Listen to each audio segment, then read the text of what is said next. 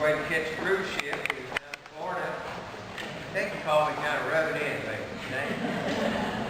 But glad you're here this morning. Glad you always have that option, don't you, okay? Reminds me of a story I heard. This young man was standing out in front of the church and told his mother, said, "Mother, I don't really want to go to church this morning." His mom said, "Oh, now you go to church." Told his mother again, "Mother, I really don't want to go to church this morning." Finally said to him, "Son, you got to go. You're the preacher." I want to talk to you a little bit this morning about the grace of God. All of us experience the grace of God. I was sitting here thinking just a moment ago, I've been around the church a long time, the Nazarene church for a long time. I attend church right now, it's a Methodist church. It's part of the Oklahoma Indian Methodist Conference here in town. Some of my good friends are with us this morning. Joe and Brenda, we're delighted to have you. Thank you for coming over this morning. But I've been attending over there. Not that I don't miss the Nazarene church, I do. The Nazarene church that I was, what do I got to do here? My battery dead? Yeah. Can you hear me back there without this anyway? I don't really need that. Here, just take that. Go in peace. If I'm talking loud enough you can hear me, will everything be okay this morning? So, I was thinking about the grace of God, and I was looking around this morning. Some of the people that was part of my church for many, many years are here this morning. By the way, as I mentioned to you, I know the history of this church, Church of Nazarene in Muskogee. You probably don't know it now, but I pastored another Nazarene church here in town for a number of years. For 15 years, to be exact. And Gerald Boswell, who's here this morning, helped us. He was my builder. We built a new church building. Now, after I moved from here, went to Eufaula, the church, for whatever reason, closed. But the proceeds out of that sale was invested in your church. I don't know whether you know that. That money was set aside. Tommy Luddy got that day. You know Tommy Luddy? You know that name, Tommy Luddy? The money that was made from the sale of that church actually bought this property that you're on this morning. So Gerald and I, we worked hard to build that building, but we got an investment in this church, don't we? We have an investment here. I want to talk to you about the grace of God this morning. Now I'm 70 plus 1. Do you know how old that is? That means I'm 71 years of age. And I've been around the church a long time. As I mentioned to you, I've seen Clayton. I saw you grow up in the church. Saw Clayton's mother pray for Clayton. And I saw it come full circle. Clayton drifted away for a while, but it was your mother's prayer, your dad's prayers that brought you back. And so that's all part of the grace of God. It was many, many years ago, but I became acquainted with the grace of God on September the 14th, 1966, in a place called the Republic of Vietnam. I was out on patrol one morning, and about noontime actually. And I had a feeling that day may be the day that would be my last day in Vietnam when I went on patrol.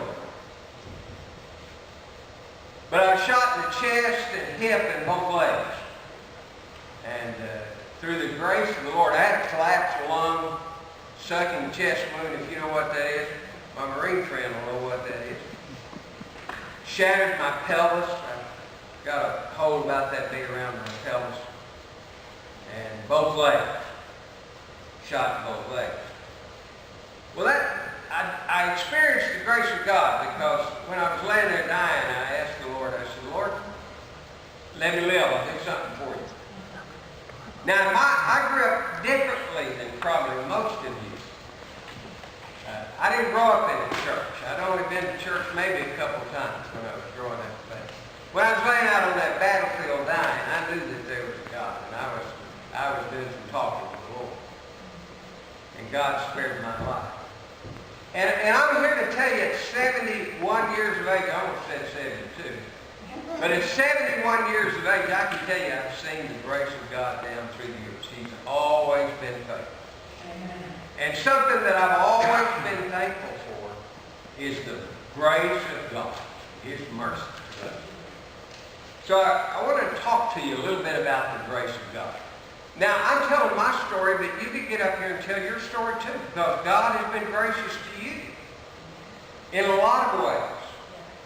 And there are all kinds of ways that the grace of God has manifested itself in our lives, comes into our lives. I chose some scripture, and I hope you can put up one of my favorite hymns in the Bible is the Amazing Grace of God. Get to that better. Now, I just want to read some of that to you. And I want to ask you if you know who wrote Amazing Grace of God. Now, don't look in your hymnal real quick. But who wrote the Amazing Grace of God? Do you know? John Newton. John who? John Newton. John Newton wrote the Grace of God. Now, I want to tell you a little about his story, so you can appreciate this song. The words are, amazing grace, how sweet the sound, that saved a wretch like me. I once was lost, but now I'm fine. I was blind, but now I see. Couldn't we all say amen to that? Amen. If you know the Lord as your Savior, you know how good God has been to you. I think we'll move it on a little bit. Let's pull up that scripture, Psalms 84. John Newton was an extraordinary person. Extraordinary in the sense that his mother had died when he was like 11 years old. His father was a captain of a slave ship, actually. And John Newton went to be an apprentice with his father on this slave ship. They said of John Newton that perhaps he was the most profane of a group of profane sailors. He was always getting in trouble. He was always drunk and drinking. In fact, one of the stories of John Newton is he drank the rum out of the captain's barrel. And to escape for his life, he jumped overboard. Now, I don't know whether it's true or not, but I heard that the captain actually harpooned him and dragged him along behind the boat. After that, he escaped again, landed in Africa, and was actually a slave himself for a period of time. He escaped from that and became a captain of a slave ship. And after being a captain of a slave ship for a while, he finally gave his heart and life to the Lord. And you know the rest of the story about the tremendous impact. They say that Amazing Grace is sang over 10 million times a year. Can you imagine all the people that have gave their hearts and life to the Lord because of that great song? And all of us are familiar with people and that song down through the years. He wrote it for a New Year's Day service in 1773. He didn't actually put any music with it. They chanted it during that New Year's service. And eventually, music was given to it. But John Newton had experienced the great grace of God. And all of us could say that we have as well. There's a scripture that I'd like for us to look at this morning. It says, For the Lord God is our sun and our shield, and gives us grace and glory. The Lord will withhold no good thing from those who do not do or who do what is right. Do you believe that scripture? Amen. It tells us about the grace and mercy and love of God. As I mentioned to you, I've seen it. No one couldn't tell me that God doesn't exist, or there's not such a thing as grace. It would be a hopeless case on your part if you, and I know you wouldn't, but if you chose to try to convince me that there wasn't such a thing as the grace of God. I've seen it. I've experienced it. God's grace.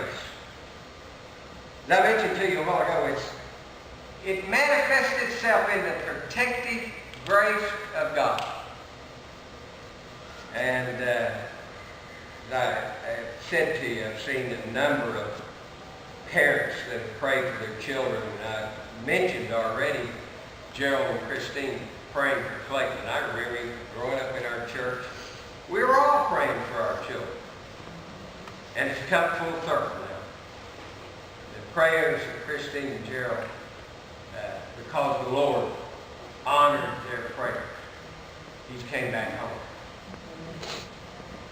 I had a lady in my church, and maybe some of you remember her. You remember Helen Johnson?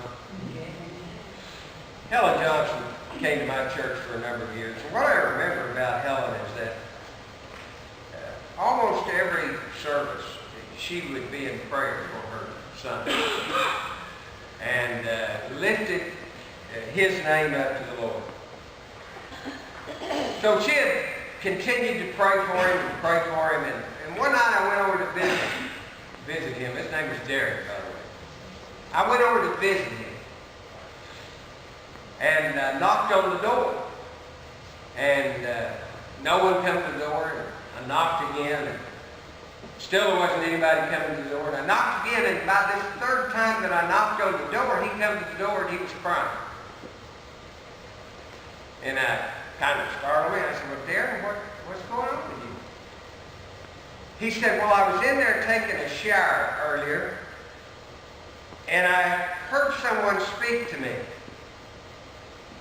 Did you say prodigal son to me? I said, no, I've been on the outside. I didn't say anything to you. I didn't talk to you. He said, I heard a voice, prodigal son. He said, Pastor, what does that mean? Now, you know the story. I'm sure you do. But I'm convinced it was because of the prayers of Helen Johnson that Derek heard those words, whom I believe was from God, saying to him, prodigal son. And I've seen it happen time after time after time. The grace of God manifesting itself. Not so long ago, my granddaughter, I call her my little red-headed granddaughter. She's 20 years of age now. Her name's Lauren. It's Courtney's daughter.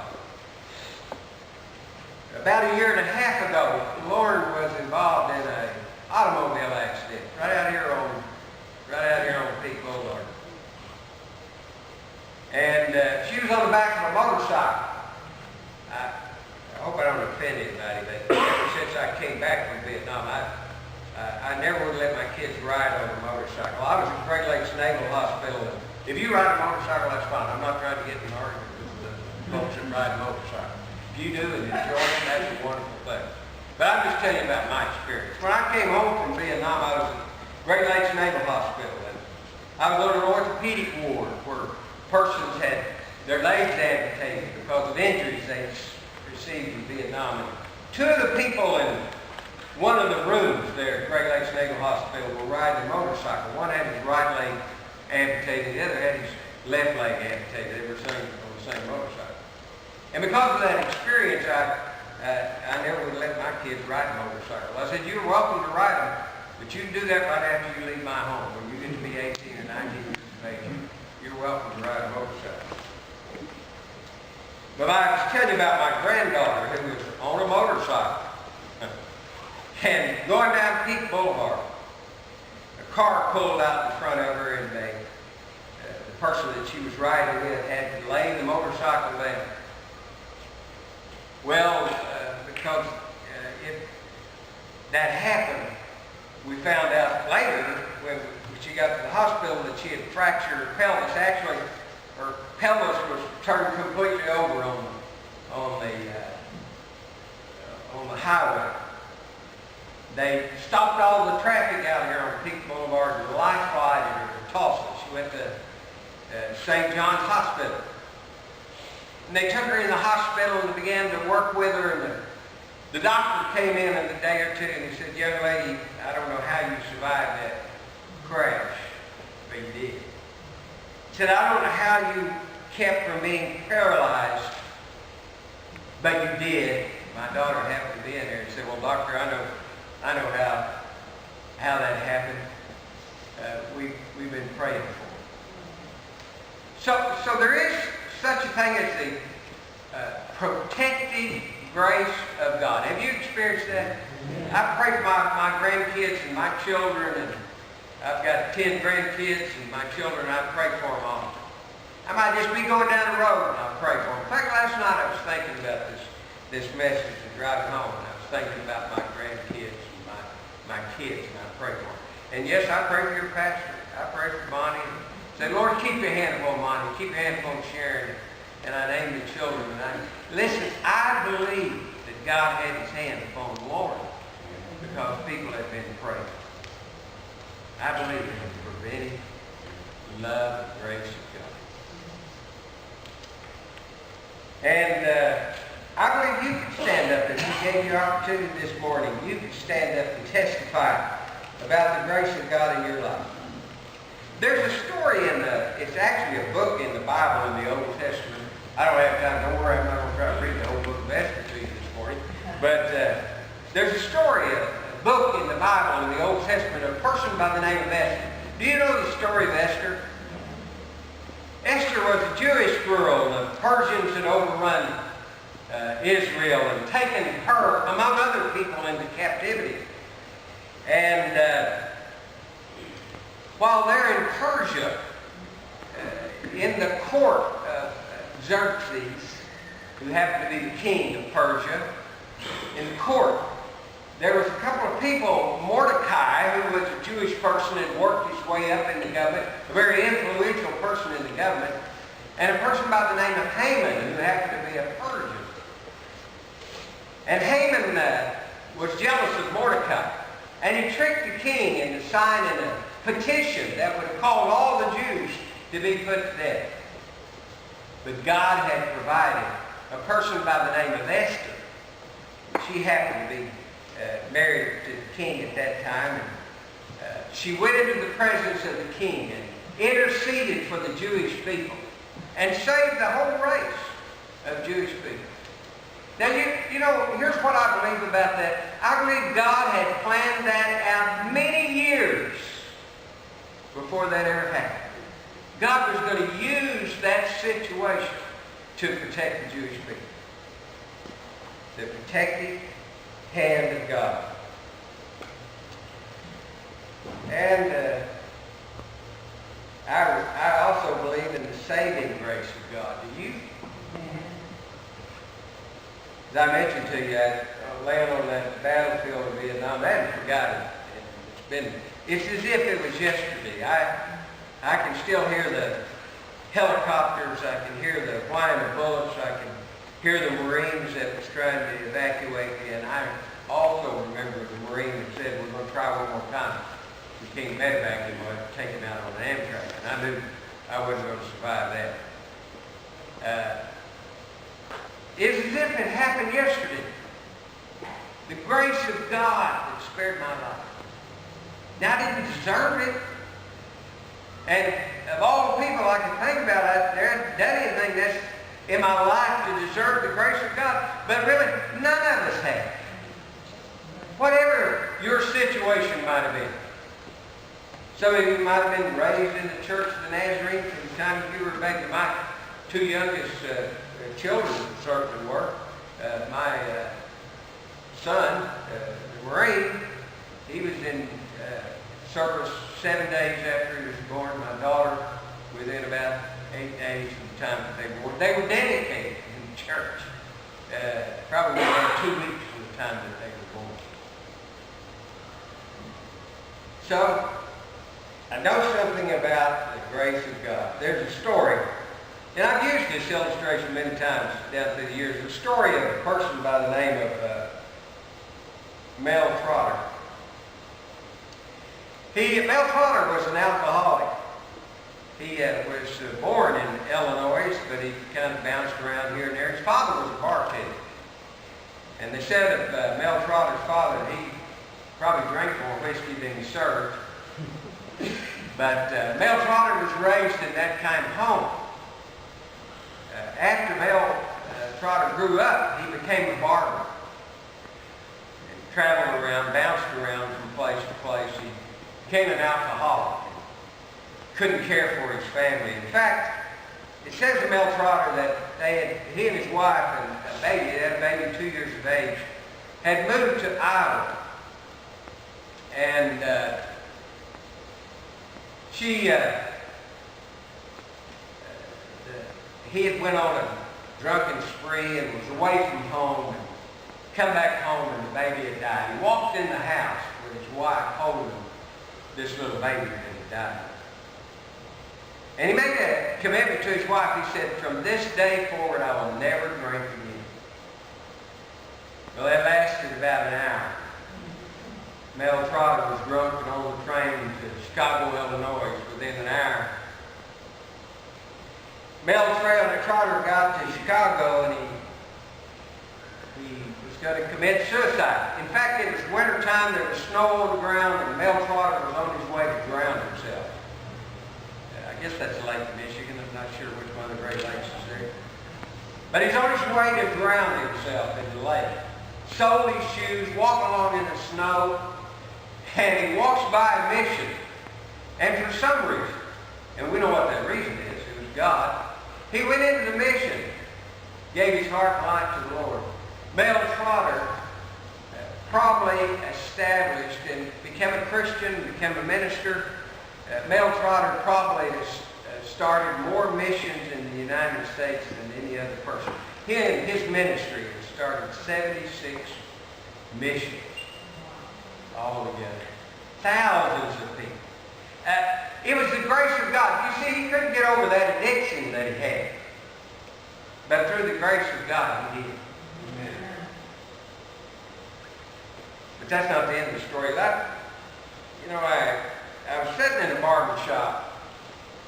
It had to be back, and I'm thinking the time frame, it had to be back in the 80s. I was sitting in a barber shop out at the mall, and there was this big man. He was a big man. Had a leather jacket on, had a chain coming out of his pocket, had beard, big guy. He was about 6 foot tall, probably weighed 240 pounds. He kept staring at me. And I'm thinking, well, I don't know what I've done to this guy, but he's between me and the door. So finally, I get up and go over there to him.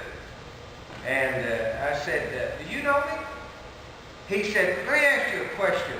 Are you the pastor that preached the funeral of Rick?" I can tell you the last name, but not necessary. I said, "Yes, I am. I remember that funeral very well. It was a funeral of a person that was a biker himself. And I preached that funeral at a funeral home in Chakota, and we took him out to the cemetery. And what I remembered about that, not only it was an unusual service because there were like hundreds of people riding motorcycles, and you know how they rev them up and do all that kind of stuff, on the way to the cemetery. He said, "Weren't you the guy that preached that service?" I said, "Yeah, I was." He said, "I remember you." He said, "I thought that's who you were." He said, "I was there when you preached that service." I said, "You were?" Yeah. He said, "Do you pastor here in town?" I said, "Yes, I do. I pastor the Nazarene Church." That was on a Saturday. He said, "My wife and I will be in your church tomorrow, and I'm going to get saved." Those were the words he said to me. And I sure would be glad to hear him say that instead of something else. I wasn't sure. His name was Gail. Gail and Gina was his wife. Gail and Gina were interesting people. Gail was a big guy. He stood 6 foot, weighed 220, 230, 240, big burly guy, great big arms. Professional wrestlers. But great people. Gail actually did give his heart to the Lord that Sunday morning. He meant business.